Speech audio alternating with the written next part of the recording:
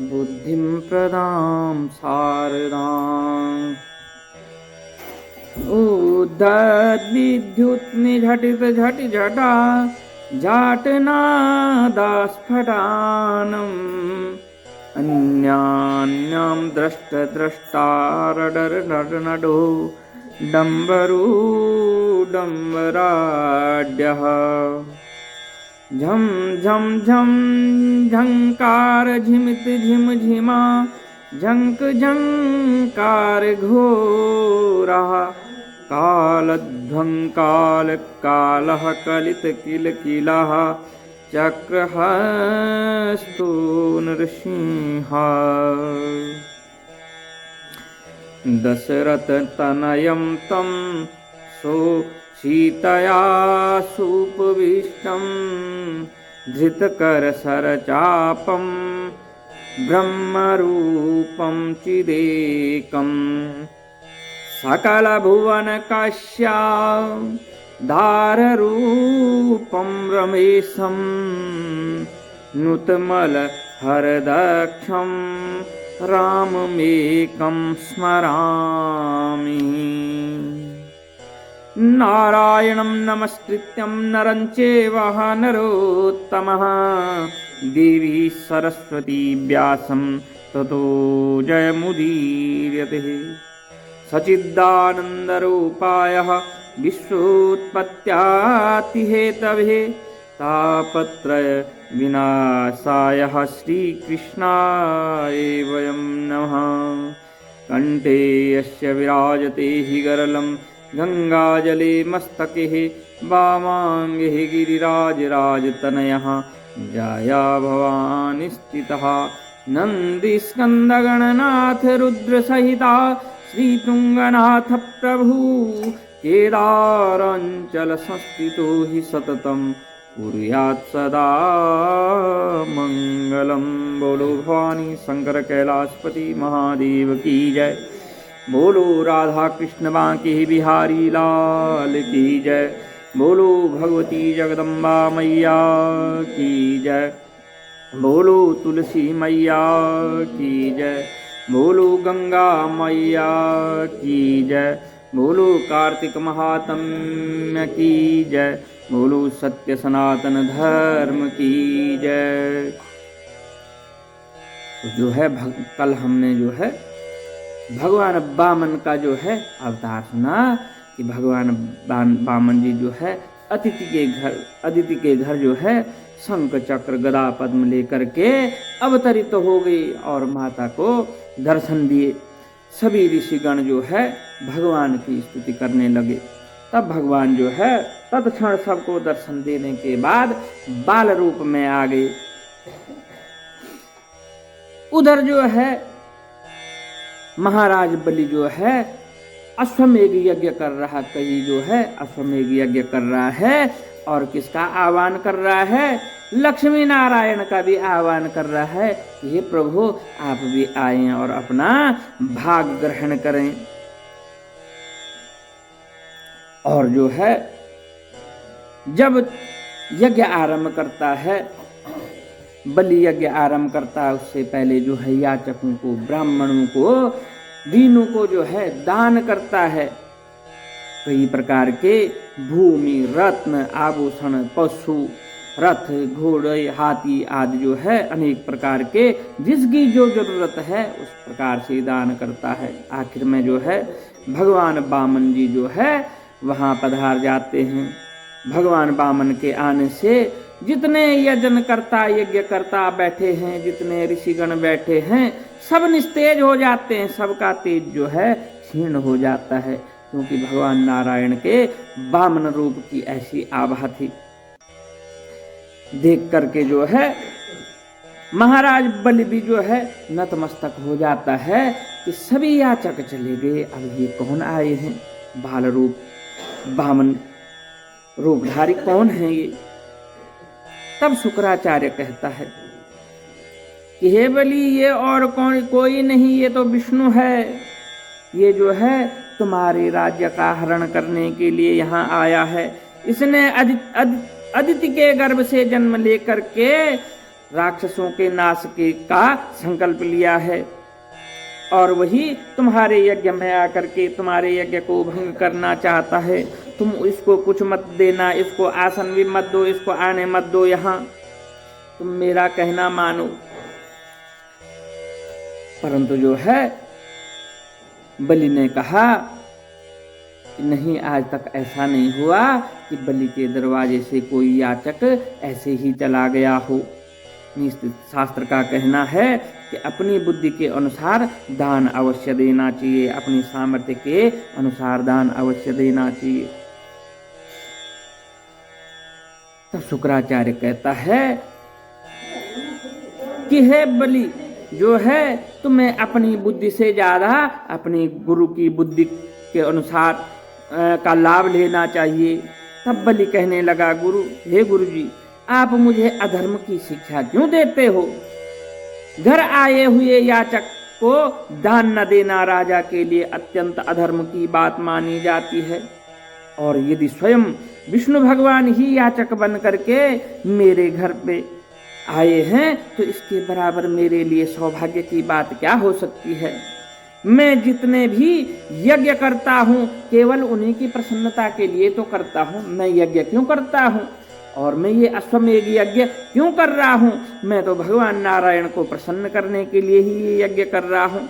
अगर वह नारायण जी स्वयं मेरे दरबार पधार गए हैं तो इससे बड़ा सौभाग्य क्या हो सकता है। अतएव यह बटुक जो भी हो मुझसे मांगेगा, जो भी मांगेगा मैं अवश्य से दान दूंगा। इतने में ही वामन भगवान राजा बलि के यज्ञ मंडप में आ गए। तब बलि ने अर्घ्य दे करके यथोचित उनका आदर किया।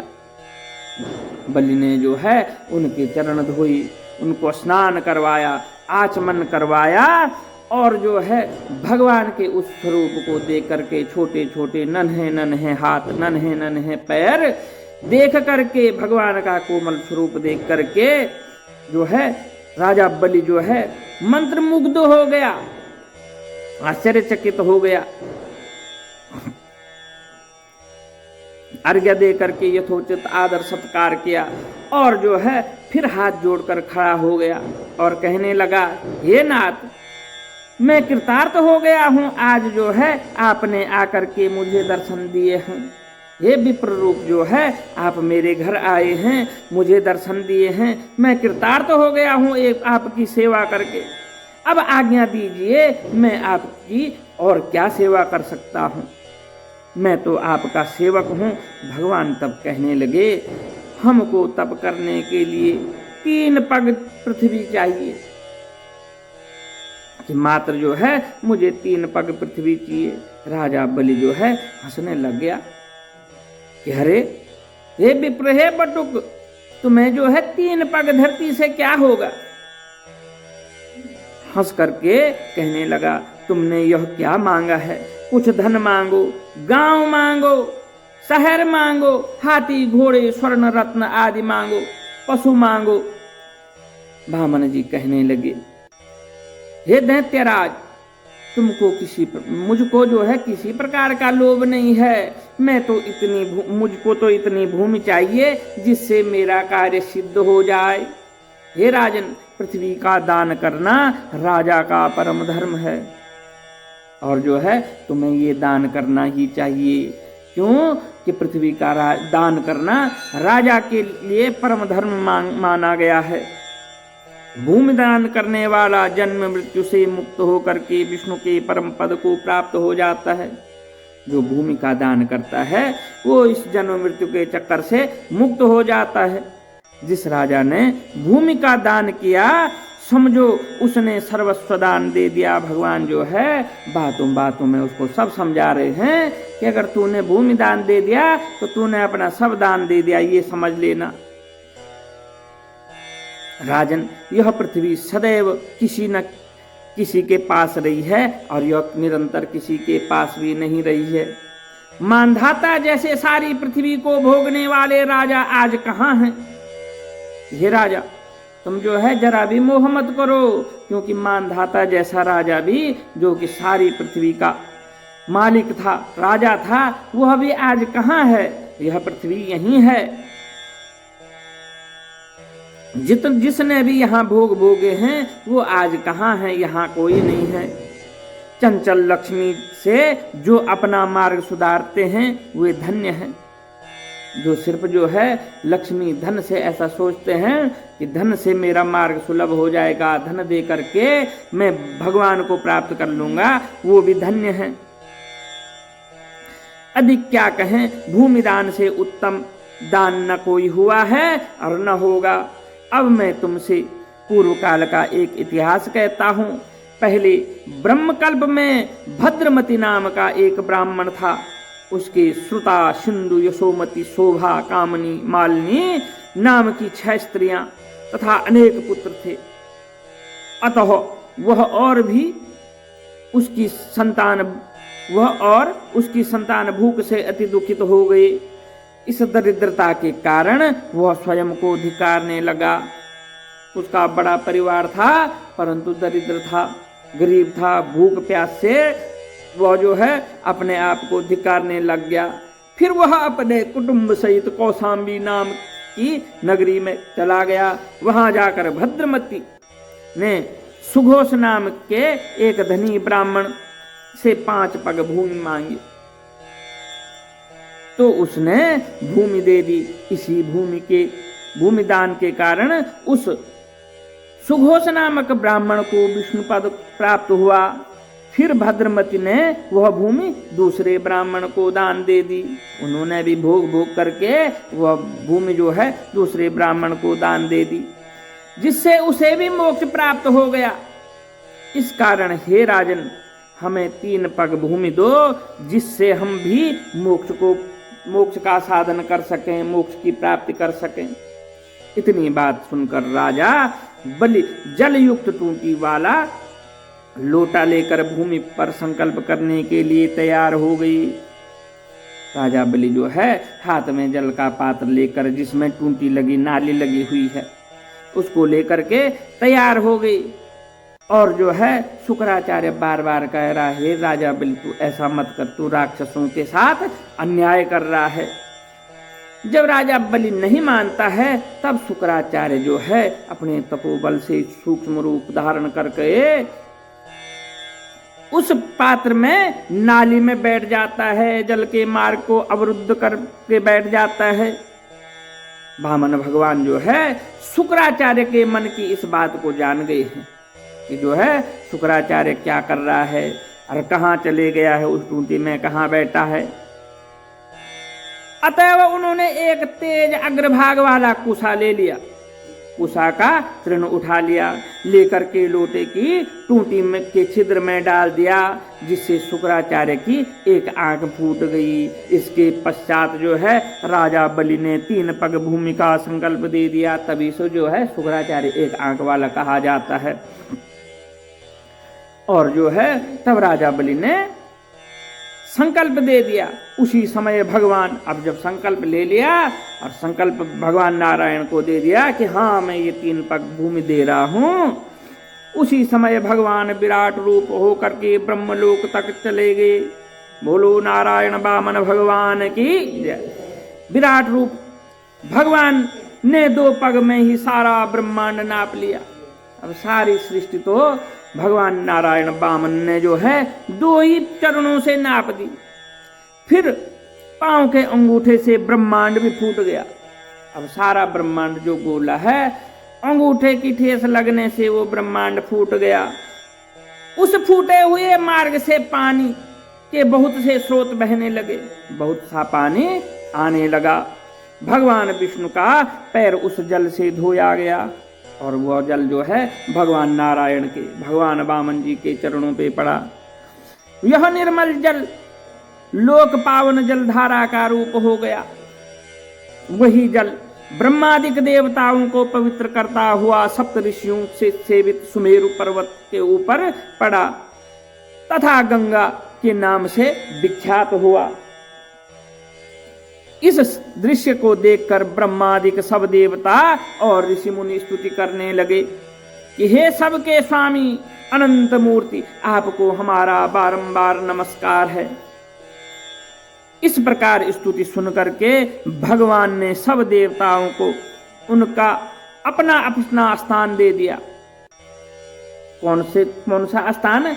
जो बलि ने ले लिया था, जो बलि ने अपने सैनिकों को दे दिया था, देवताओं से छीन करके वह स्थान जो है भगवान नारायण ने लेकर के उनको दे दिया। और जो है जब दोनों पग में जो है सारी सृष्टि नापी गई, तब नारायण कहते हैं, भगवान वामन कहते हैं, हे बलि तेरा जो है संकल्प तो पूर्ण हुआ ही नहीं है, अब तेरे पास तो बचा ही नहीं, अब तू क्या देगा मुझे? तब जो है बलि कह रहा है, हे प्रभु अभी भी मेरे पास बचा हुआ है, हे प्रभु आप ये चरण जो है एक चरण मेरे माथे में रख लीजिए, और जो है मैं अपने आप को भी दान कर लेता हूं, अब यह मेरे पास बचा हुआ है। और वही नारायण चाहते थे। और जो है भगवान नारायण का बलि के सिर पर, माथे पर पैर रखते ही बलि जो है स्वस्थ शरीर जो है रसातल में चला गया, अपने सैनिकों सहित, अपने सब साथियों सहित रसातल में चला गया।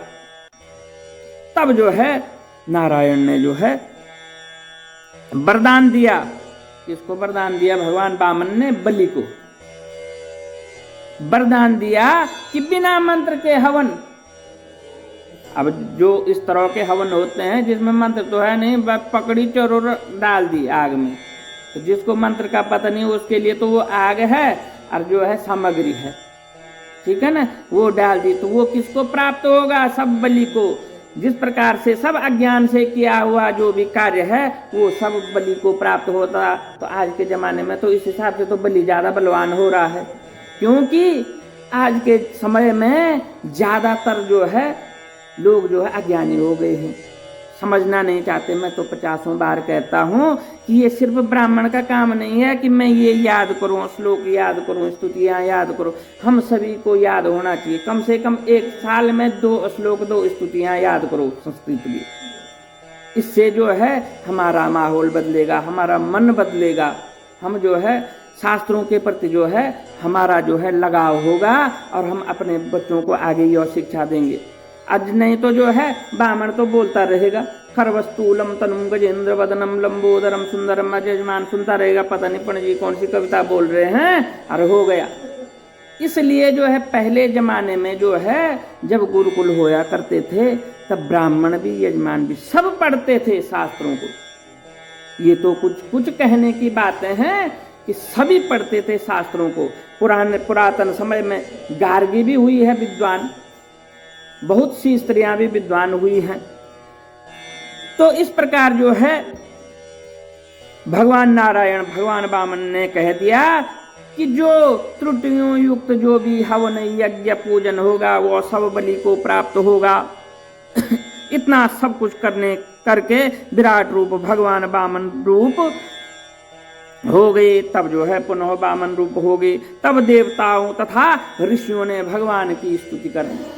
तब जो है भगवान वामन देव की सभी ऋषिगण हो गए, सब देवता हो गए, स्तुति करने लगे। तदंतर वामन जी तप करने के लिए चले गए। इस प्रकार ऐसी पावन गंगा की उत्पत्ति भगवान के श्री चरणों से हुई है, जिसके स्मरण मात्र से जन्म जन्मांतर के पाप नष्ट हो जाते हैं। कैसे हुई बल गंगा की उत्पत्ति?